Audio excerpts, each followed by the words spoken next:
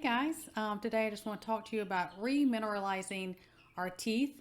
And the reason for that is, like I always say, in case we cannot get to a dentist, something happens, crap hits the fan. These are, natural ways we can do things ourselves that we usually just conveniently run somewhere and go get it taken care of. And a lot of these things are that I'm going to talk about are preventive things of things happening to our teeth, whether, it's cavities, infection, gingivitis, things like that. I am about preventive, but these are the type of things I think that you need to know because, the last thing you want when crap hits the fan situation is an infection, a toothache, something of that, nature. A lot of people, sadly, that is what's going to take a lot of people, not necessarily teeth, but it's going to be like, an infection or something they did not have on hand to treat themselves. So anyways, this is a remineralizing do-it-yourself toothpaste. Now, yes, you can brush your teeth with just plain old baking soda, diatomaceous earth, food grade, lots of different things you can do. And you don't have to do this one all the time. Just as something you just kind of incorporate somewhat regular throughout. But you can use it every day if you want. It just helps put minerals back in your teeth, and yes, that can be done. Yes, you can heal cavities naturally, and also I'll talk to you about how we do those things and heal and prevent things for our teeth from the inside out. It's not just always, a topical thing. All right, so let's get into it. So here's the recipe mixture. Of course, I'm going to put it in the description for you guys. It's going to be 5 parts calcium carbonate powder, food grade. Now, you can get that in a lot of different places. Some of you can even find it's in capsules.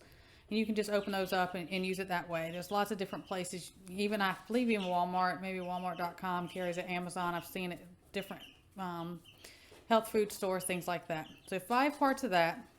1 part diatomaceous earth for the silica. The benefits of silica. Again, food grade diatomaceous earth. 1 part baking soda.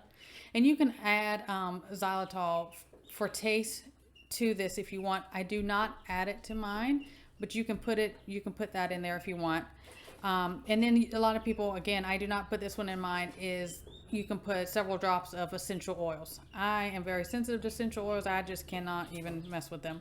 But you can just pick one. A lot of them have, a antibacterial properties, which is an added benefit. And for the taste and flavor as well, you can do essential oils. And then you're going to do 3 to 5 parts of coconut oil.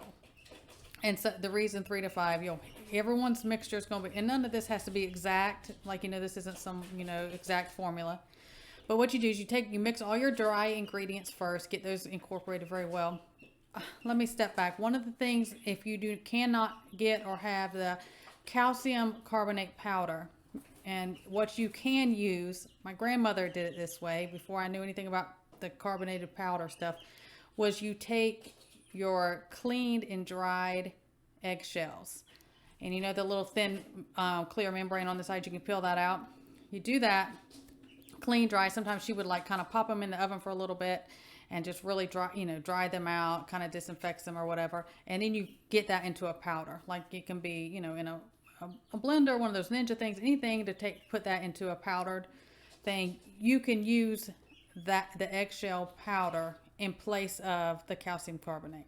So, don't waste anything. If you can reuse those, use them. They're full of calcium. So anyways, mix all your dry ingredients, and then you're going to add your coconut oil in 1 part at a time to see the consistency. And that's kind of it. Then you just store it in a little jar, container, whatever you have. You just, dip your toothbrush in there, or take something like a popsicle stick or whatever and put it on there. And you just do that somewhat regular. It is not going to hurt you to use this every day. It's up to you. But that is going to put those minerals back in your teeth. Even if you have like a small cavity or something starting, it's going to fix that. It's just going to, and yes, your teeth can be remineralized despite what modern I want your money says. Anyways, so other things, and another way you can do it, different things for your teeth like this natural, is oil pulling. One of my very first videos, I talked about oil pulling with coconut oil. It is fantastic. It'll get rid of, these type of things, cavities, gingivitis, any kind of stuff, things like that. You have to look up about oil pulling. You just take coconut oil, like say a teaspoon or tablespoon at a time. Either it's already melted or has to, you know, once it gets warm, it'll melt in your mouth. And you just swoosh that for as long as you can and keep building up, and then spit that into like a trash can. And that pulls bacteria, infection, anything from your mouth or your gums. That's really good for you. Organic raw butter.